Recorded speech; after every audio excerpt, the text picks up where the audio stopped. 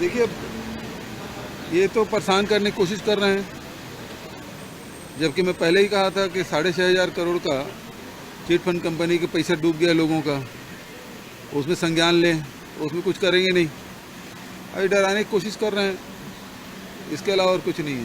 ये बार बार आएंगे, लेकिन जनता जान चुकी है कि भारतीय जनता पार्टी लड़ नहीं पा रही है, तो ये सेंट्रल एजेंसी का दुरुपयोग कर रही है।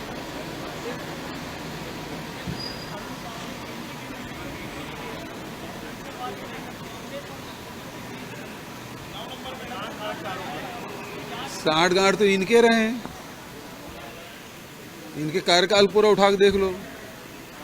रसीद देते हुए, चंदा देते हुए, और यहाँ मंत्रियों के यहाँ आते हुए। और सबसे बड़ा उदाहरण तो झीरम घाटी है, जो आपराधिक राजनीतिक षड्यंत्र रहा है, उसमें तो कुछ कर नहीं रहे। भीमा मंडावी के बारे में ही, स्वर्गीय भीमा मंडावी जी जो उनके विधायक थे, राज्य पुलिस जांच कर रही थी, उसको एनआईए ने ले लिया।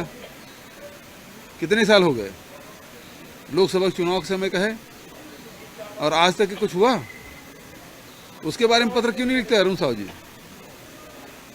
एनआईए जांच कर रही है, और उसमें क्या मिला? प्रदेश के लोग जानना चाहते हैं। देश और दुनिया के सामने छत्तीसगढ़ शर्मसार हुआ है।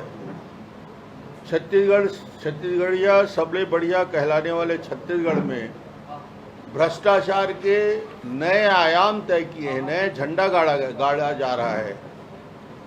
हमने कभी कल्पना नहीं की थी कि 40 अधिकारी के घरों में ईडी जाके वहाँ पे छापा मारेगा। ऐसे मैं पहले ही बता चुका हूँ, साल भर से बोल रहा हूँ, कोई नई बात आपके लिए नहीं है। मैं बार बार कहता हूँ कि भूपेश बघेल कांग्रेस पार्टी सोनिया गांधी का एटीएम है। फिर से दोहरा रहा हूँ, भूपेश बघेल कांग्रेस सोनिया गांधी का एटीएम है। अवैध वसूली हो रही है। मैं लगातार 1 साल से बोल रहा हूँ, 25 रुपया प्रति टन कोयला के ऊपर से वसूली लगातार वर्षों से हो रहा है, और कई 100 करोड़ रुपया, 1000 करोड़ रुपया।